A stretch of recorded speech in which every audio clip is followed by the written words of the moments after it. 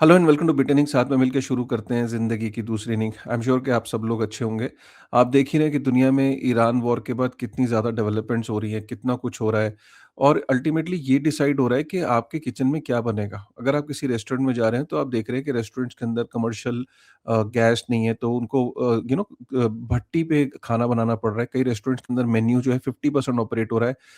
Waiting line बढ़ गई है बहुत ज़्यादा। मतलब मैं एक रेस्टोरेंट में गया तो उसमें they literally had to cancel lot of items on the menu. ठीक है, तो जब वॉर का इस लेवल पे इम्पैक्ट है कि आपकी ज़िंदगी पे असर पड़ रहा है, आप क्या खा रहे हो, आप किचन में क्या बनेगा, इंडक्शन पे बनेगा, रेस्टोरेंट के अंदर कौन सा मेन्यू खाओगे, कौन सा अवेलेबल नहीं है, वेटिंग टाइम कितना है, ऑब्वियसली इस सब चीज़ों का फ़र्क पड़ रहा है। और अब तो ये चीज़ें खुल के सामने आने लगी। कहीं न कहीं जो वॉर का मेजर जो इम्पैक्ट है ना, अब देखने को मिलना शुरू हो गया, क्योंकि कभी भी कोई चीज़ का जो इम्पैक्ट होता है वो उसी टाइम नहीं होता है।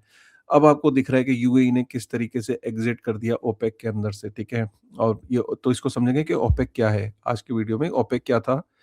क्या इसका इम्पैक्ट है? और इसके क्या इम्पैक्ट होगा आने वाले टाइम में तेल के दाम पे? क्योंकि अगर तेल के दाम पे इम्पैक्ट पता लग जाए तो काफ़ी सारी चीज़ों का इम्पैक्ट पता लग जाता है कि और एसेट्स पे क्या इम्पैक्ट आएगा। तो वीडियो बहुत ही इम्पोर्टेंट है। और अब तो यूएई ने अपनी जो रेज़िडेंसीज़ के जो रूल्स हैं उनको आसान कर दिया है। ऑब्वियसली इसका मतलब रियल एस्टेट पे प्रेशर है, ठीक है? सो समझने की कोशिश करते हैं कि क्या सीन है। देखो, अ, वीडियो पे पहली बार आए तो हाँ, ये लाइक ज़रूर कर देना, ठीक है? तो सबसे पहले बात शुरू करते हैं इस चीज़ से कि अल्टीमेटली अभी हम वॉर के किस स्टेज पे हैं। अब अभी ये आप ये मत सोचिए कि वॉर एंड हो गई है। ये एक तरीके का एक लल पीरियड है, क्योंकि अभी तक ना जो भी तेल की जो सप्लाई थी, वो ये आप लेके चलिए कि अप्रैल तक ना काफ़ी सारे टैंकर्स जो हैं वो रास्ते में थे, वो तेल को अभी डिलीवर कर रहे थे, डिलीवरी अभी हो रही है, तो अभी तक पुराना कई कंट्रीज़ के पास स्टॉक था, तो अभी तक ना इसलिए उसका एक इम्पैक्ट नहीं दिखने को मिल रहा है इन सब चीज़ों का। अब मई और जून के अंदर आपको इम्पैक्ट काफ़ी कुछ देखने को मिलेगा, ठीक है? क्योंकि अभी भी जो स्ट्रेट ऑफ हॉर्मुज़ पे सिचुएशन कोई ख़ास इम्प्रूव नहीं हुई है, पीस टॉक्स कुछ हुई नहीं है, डिस्कशंस कुछ हो नहीं रही है, नेगोशिएशंस जो सेकंड राउंड की फेल हो गई हैं। तो अब जो है आपको इसका इम्पैक्ट अभी देखने को मिलेगा, क्योंकि अभी तक तो जो तेल था कई कंट्रीज़ के पास ऑलरेडी रिज़र्व्स को यूज़ कर रहे थे, या काफ़ी सारा माल जो पिछला था, प्री वॉर वाला जो माल था वो डिलीवर हो रहा था। क्योंकि वो ऑलरेडी समुद्र के अंदर था, क्योंकि कई कई बारी टैंकर्स को 2-2 3-3 महीने भी लगते हैं, राइट? तो इसलिए वो टैंकर्स जो है वो भी पिछला वाला ऑर्डर जो है वो कंज़्यूम हो रहा था। अब इसके असरात आपको देखने को मिलेंगे, ठीक है? अच्छा, अब ये जो वॉर अभी इस सिचुएशन पे अब जो इसके इम्पैक्ट आने को शुरू हो गए, उसमें आप ओपेक को देख ही रहे हो। ओपेक के अंदर से यूएई का जो एग्जिट है, इसका क्या मतलब है उसको समझते हैं, ठीक है? सो बेसिकली क्या है कि यूएई और सऊदी अरब की काफ़ी टाइम से एक स्ट्रेस चल रहा है, आपस में दोनों में टेंशन चल रही थी। बेसिकली ओपेक क्या है, एक तरीके का ऑयल प्रोड्यूसिंग कंट्रीज़ का एक कार्टेल है, एक ग्रुप है। और इसके 3 ऑब्जेक्टिव है। नंबर 1 ऑब्जेक्टिव ये था कि हम ऑयल के जो प्राइस है उसको इन्फ्लुएंस करेंगे, ठीक है? दूसरा, हम ऑयल की सप्लाई को कंट्रोल में रखेंगे। हम ज़रूरत से ज़्यादा अगर ऑयल को प्रोड्यूस करेंगे तो तेल का भाव कम हो जाएगा, तो हमें तेल का भाव जो है हमेशा ऊपर रखना है। हमें अच्छा प्राइस चार्ज करना है तेल का। और जो हमारे जितने भी हमारे मेंबर्स हैं, वो इनफ रेवेन्यू जो डिसाइड है ना, जो उनका एक्सपेक्टेशन है, जो उनको अलॉटमेंट होगी ना कोटे की, हम इंश्योर करेंगे कि हर देश जो है वो पैसा बनाए, ठीक है? तो उसको हम कहते हैं कि भाई, जो रेवेन्यू जो है वो पूरे मेंबर्स का जिसका जो बनता है वो कमा ले। अब ये ओपेक के अंदर क्या था कि जो बिग ब्रदर है वो सऊदी अरब था। सऊदी अरब ने का इन्फ्लुएंस चलता था कि किसको कितना कोटा मिलेगा। सऊदी अरब ने अपने लिए तो रखा 10 मिलियन बैरल तेल की सप्लाई जो है उसने अपने पास रखी। उसके बाद उसने इराक को दी 4 मिलियन बैरल पर डे आप प्रोड्यूस करो। और यूएई को बोला कि 3 मिलियन बैरल पर डे आप प्रोड्यूस करो। तो खुद जो उसने अपने पास रखा वो 10 मिलियन बैरल पर डे रखा। अब ये व्यवस्था चली आ रही थी। 1960 में ये ग्रुप बना था ओपेक का। 1967 में आपका यूएई ने जॉइन किया था और उसके बाद से ये व्यवस्था चली आ रही थी। अभी इसमें हुआ क्या कि यूएई ने अभी पीछे कुछ समय से, कुछ सालों से अपनी प्रोडक्शन कैपेसिटी में तेल की को और प्रोड्यूस करने की जो कैपेसिटी है उसमें 127 बिलियन यूएस डॉलर उसने इन्वेस्ट करे। यूएई की जो कैपेसिटी है आज की डेट में तेल को प्रोड्यूस करने की, वो 5 मिलियन बैरल पर डे की कैपेसिटी है। अब जब यूएई इस कैपेसिटी पे पहुँच गया तो उसने सऊदी को बोला कि मेरा कोटा बढ़ा दिया जाए। सऊदी अरब ने उसका कोटा नहीं बढ़ाया, सऊदी अरब ने बोला नहीं, नहीं अगर हम कोटा बढ़ा देंगे, हम तेल की सप्लाई बढ़ा देंगे तो तेल का भाव कम हो जाएगा और तेल का भाव कम होगा तो वो हम सबको इम्पैक्ट करेगा, तो मैं तुम्हारा कोटा नहीं बढ़ा सकता। अब ये बात यूएई करता रहा रेगुलर बेसिस पे सऊदी अरब के सामने और इधर से सऊदी अरब और यूएई के टेंशन्स और चीज़ों को लेके बढ़ती गई। जैसे कि सबसे पहले उनकी हूतीज़ को लेके जो येमेन के अंदर जो जो ग्रुप है उसके साथ उनके अगेंस्ट जब ये लड़े आपका सऊदी अरब और यूएई 2015 में साथ में लड़े। तो जब ये साथ में लड़ रहे थे तो लड़ाई खत्म होते-होते दोनों के बीच में एक डिफरेंस पैदा हो गया। वो ये कि सऊदी अरब ये चाहता था कि येमेन के अंदर एक यूनिफाइड गवर्नमेंट जिस ग्रुप को वो सपोर्ट कर रहे थे वो आए और यूएई ये चाहता था कि सदर्न ट्रांजिशनल काउंसिल एसटीसी जिसके पास गल्फ ऑफ एडन है, उसको वो चाहता था यूएई कि वो आए पावर में। तो इसका मतलब क्या है कि दोनों जो कंट्रीज़ हैं वो अलग-अलग ग्रुप्स को सपोर्ट कर रही थी। एक तो वहाँ से उनकी टेंशन हुई। 2019 में जो एसटीसी ग्रुप था जिसको यूएई सपोर्ट कर रहा था, उसकी और सऊदी अरब के बीच में काफ़ी जंग छिड़ गई। एक तरीके से वॉर लेवल सिचुएशन हो गई थी। सऊदी अरब को ये पसंद नहीं आया कि यूएई जो है वो एसटीसी को सपोर्ट कर रहा है, ठीक है? उसके बाद 2025 में भी कुछ इसी तरीके का अटैक किया सऊदी अरब ने फाइटर जेट्स ने और उसने बोला कि ये एसटीसी को अभी भी सपोर्ट कर रहे हैं और काफ़ी वेपन्स वगैरह प्रोवाइड कर रहे हैं, जिसको ऑब्वियसली यूएई ने डिनाई किया। तो इसका मतलब दोनों के बीच में टेंशन तो चल ही रही थी, कोटे की टेंशन, फिर हूतीज़ को लेके जो येमेन के अंदर टेंशन, ठीक है? और एक और जो चीज़ जो यूएई को 2-4 चीज़ें और जो पसंद नहीं आ रही थी, उसमें सबसे पहली चीज़ ये कि कहीं न कहीं यूएई का ये मानना था कि मेरे ऊपर सबसे ज़्यादा ड्रोन, सबसे ज़्यादा मिसाइल्स पूरे गल्फ़ कंट्रीज़ में मेरे ऊपर छोड़ी गई। लेकिन कोई भी गल्फ़ कंट्री मेरी सपोर्ट में नहीं आया। ना उन्होंने मुझे को कोई सपोर्ट दिया वेपन के तौर पे, फाइनेंशियल किसी भी तरीके का कोई सपोर्ट नहीं, जबकि इस पूरी वॉर का जो सबसे बड़ा जो ख़मियाज़ा उठाना पड़ा, वो यूएई को उठाना पड़ा। तो वो एक तो इस चीज़ से भी कहीं न कहीं नाराज़ बैठा था और उसने कहा कि जब तुम मेरे साथ बुरे वक़्त में नहीं खड़े तो मैं इस कार्टेल का और इसका क्या ही फ़ायदा, ठीक है? और एक और सबसे बड़ी चीज़ कि यूएई की आप समझ रहे हो कि इस वक़्त जो इकोनॉमी है, चाहे आप कुछ भी कहो, टूरिज़्म आप ही बताओ अगर मैं आपको आज ₹1,00,000 दूँ और आपको बोलूँ कि जाओ यार 15 दिन के लिए यूएई घूम आओ, तो हर एक की फैमिली इस टाइम थोड़ी-सी एप्रीहेंसिव है कि यार रुक जाते हैं, थोड़े दिन में चलते हैं, रुक जाते हैं, थोड़े दिन में चलते हैं, राइट? तो कहने का मतलब क्या है कि टूरिज़्म हिट हुआ है ना? वहाँ पे रियल एस्टेट हिट हुआ है, इन्वेस्टमेंट्स हिट हुई हैं। तो यूएई ने पीछे अमेरिका से अपना करेंसी स्वैप के लिए भी रिक्वेस्ट करी कि कुछ दिन के लिए आप हमारा दिरहम रख लीजिए और हमें आप बदले में डॉलर दे दीजिए। तो उसने ये डॉलर इसका मतलब डॉलर की उसको रिक्वायरमेंट है क्योंकि ग्लोबल ट्रेड में डॉलर्स यूज़ होते हैं। डॉलर्स की लिक्विडिटी का क्राइसिस दुबई में है। क्यों? क्योंकि जो उसके पास ऐसा नहीं कि पैसे की कमी है। पैसा उसके पास बहुत है लेकिन पैसा उसका रियल एस्टेट में लॉक्ड है। लंबी अवधि के जो बॉन्ड्स हैं उसमें लॉक्ड है। लिक्विडिटी जो होती है वो डॉलर से आती है तो डॉलर उसने माँगे। जिसको अमेरिका एग्री भी करेगा कि ठीक है मैं तुम्हें डॉलर दे दूँगा, कोई इश्यू नहीं है, मैं तुम्हारे दिरहम रख लूँगा। तो इसका मतलब क्या है कि दुबई को, यूएई को ये समझ में आ गया है कि गोइंग फॉरवर्ड फ्यूचर में tourism will take a hit, real estate will take a hit. अभी तक यूएई ने एक बहुत अच्छी चीज़ ये कर ली थी कि उनकी ना ऑयल पे डिपेंडेंस कम थी। जैसे सऊदी की डिपेंडेंस बहुत ज़्यादा है। तो यूएई ने ये कर लिया कि यार हमारी ना डिपेंडेंस ते आगे जो है वो टूरिज़्म पे नहीं रह सकती, हमारी ना रियल एस्टेट पे नहीं रह सकती क्योंकि ये सबसे ज़्यादा हिट हुए हैं। हमें आगे के लिए तेल पे डिपेंड होना पड़ेगा अगर हमें डॉलर कमाना है। तो यही वो कारण है, ये जो मैंने आपको 3-4 कारण 5 कारण बताए तो इसलिए दुबई ने कहा कि चलो मैं इसमें से एग्ज़िट कर लेता हूँ। अब इसके एग्ज़िट करने से क्या होगा कि अब इसको समझते हैं। एग्ज़िट करने से कोई ये नहीं होगा कि दुबई रातों-रात अपनी अब कुछ भी प्रोडक्शन 5 मिलियन अगर बैरल पर डे की प्रोडक्शन है तो वो प्रोड्यूस करने लग जाएगा। प्रोड्यूस करके वो करेगा क्या? तो इस वक़्त बेसिकली क्या है कि आपकी आपकी प्रोडक्शन कैपेसिटी कुछ भी हो, कोई फ़र्क नहीं पड़ता क्योंकि स्ट्रेट ऑफ हॉर्मुज़ अभी बंद है। स्ट्रेट ऑफ हॉर्मुज़ पे ईरान का कंट्रोल है और आगे यूएस का ब्लॉकेड लगा हुआ है। तो आपकी प्रोडक्शन कैपेसिटी जो मर्ज़ी हो, इस टाइम आप वो प्रोड्यूस करके कहाँ निकालोगे तेल? तेल तो निकल ही नहीं पा रहा है उतनी कैपेसिटी से स्ट्रेट ऑफ हॉर्मुज़ से।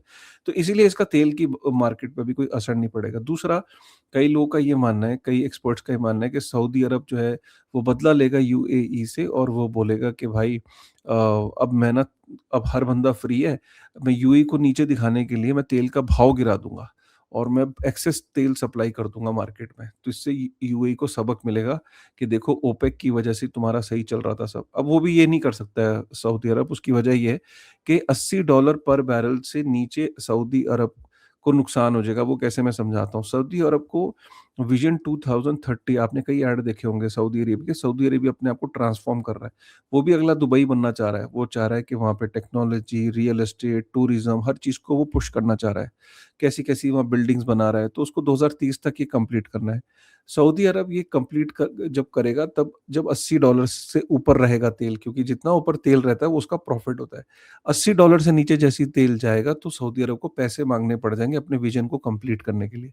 तो सऊदी अरब अभी यूएई से कोई पंगा नहीं लेने जा रहा, ना ही वो चाहेगा कि, क्योंकि अगर मार्केट में इस टाइम सऊदी अरब भी तेल की सप्लाई बढ़ा देगा और यूएई भी बढ़ा देगा, तो तेल का दाम एकदम क्रैश कर जाएगा। तो सऊदी अरब वो गलती नहीं करेगा, क्योंकि वो चुपचाप गम का घूँट पी लेगा और वो कहेगा कि मैं अभी 2030 तक कुछ नहीं करूँगा, क्योंकि अगर मैंने लड़ाई लड़ना शुरू कर दी या हम लोग इस लड़ाई में उतर गए कि सप्लाई बढ़ा देते हैं, तो भई नुकसान मेरा ही होना है। तो इसलिए वो ऐसा हो नहीं होने देगा, प्लस रशिया भी नहीं करने देगा। क्योंकि रशिया कहेगा यार तुम लोगों की लड़ाई में भाई तेल का भाव मेरा भी कम हो जाएगा। तो रशिया कहेगा यार इसको ना लड़ाई लड़ो मत। ठीक है, तुमने एक-दूसरे के साथ कार्टेल में रही नहीं रहना है, दैट्स ओके। बट $80 पर बैरल से नीचे सऊदी अरब कभी भी तेल को आने नहीं देगा। यहाँ तक क्लियर हो गया? तो इसका मतलब ये है कि शॉर्ट टर्म में तो कुछ भी नहीं हो रहा है। आपने तभी देखा होगा कि इस टाइम जो तेल का भाव है $115 पर बैरल के आसपास है।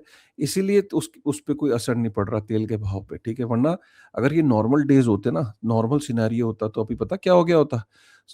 एकदम तेल का भाव क्रैश कर गया होता, क्योंकि दुनिया ये कहती कि यार अब तो यूएई, जिसका 3 मिलियन बैरल पर डे आता था, ऑलमोस्ट डबल हो जाएगा उसका आउटपुट मार्केट में।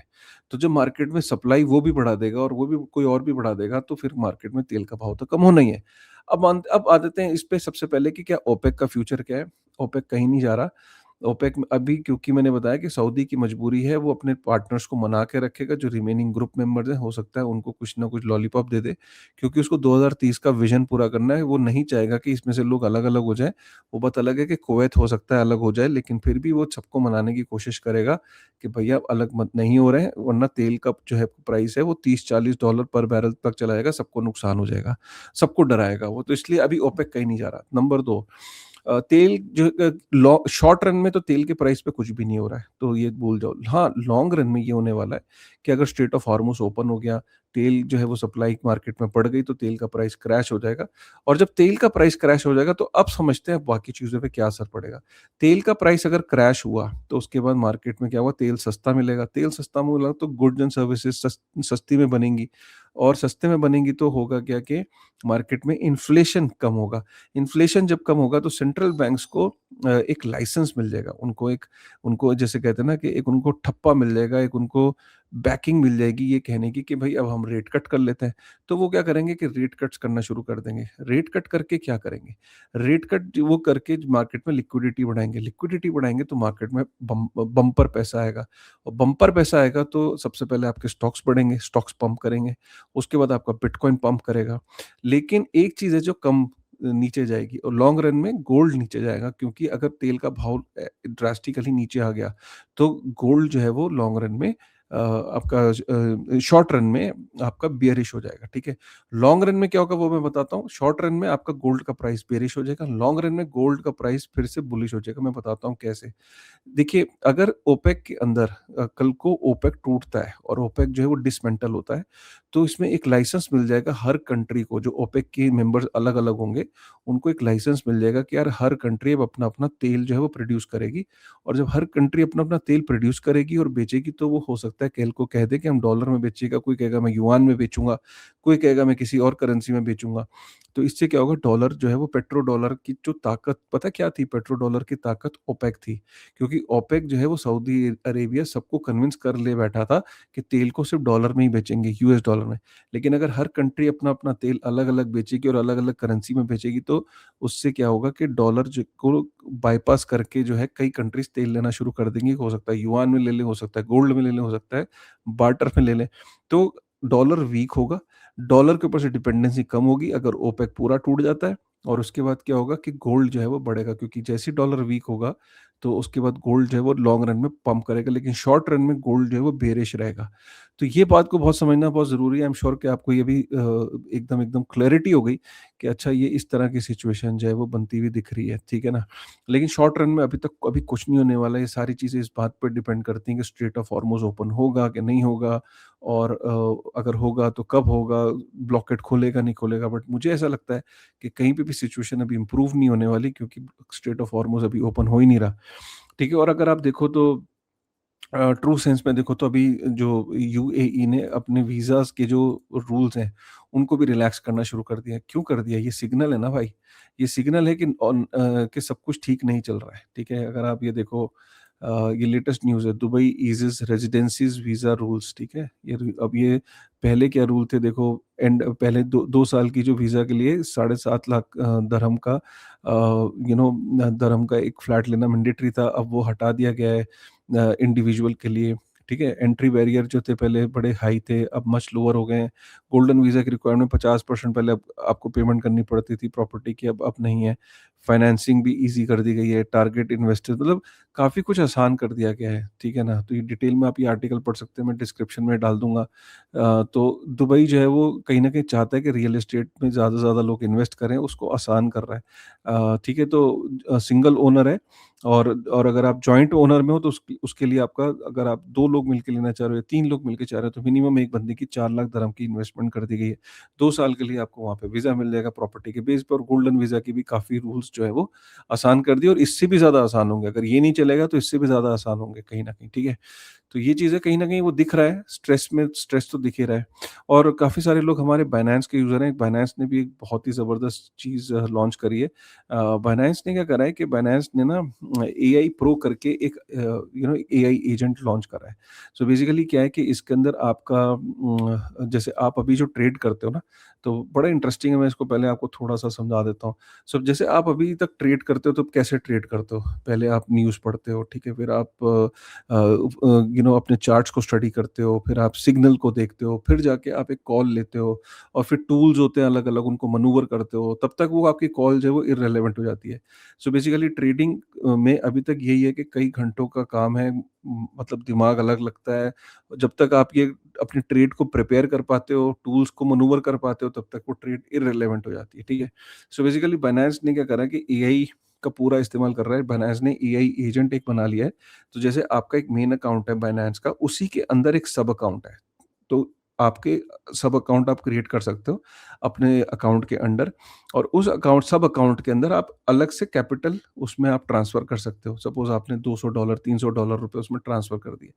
अब जब आपने उसमें ट्रांसफ़र कर दिए, तो उसके ट्रांसफ़र करने के बाद अपने एआई एजेंट को आप बोल सकते हो, आप डायरेक्शंस दे सकते हो कि इस तरीके से ट्रेड करना है। ये डायरेक्शंस प्री डिफाइंड है, जैसे सपोज़ आपने बोला कि मेरे को स्पॉट करना है, मेरे को फ्यूचर करना है, मेरे को मीम्स करने हैं, मेरे को ये करना है, उसमें बहुत सारे ऑप्शंस हैं।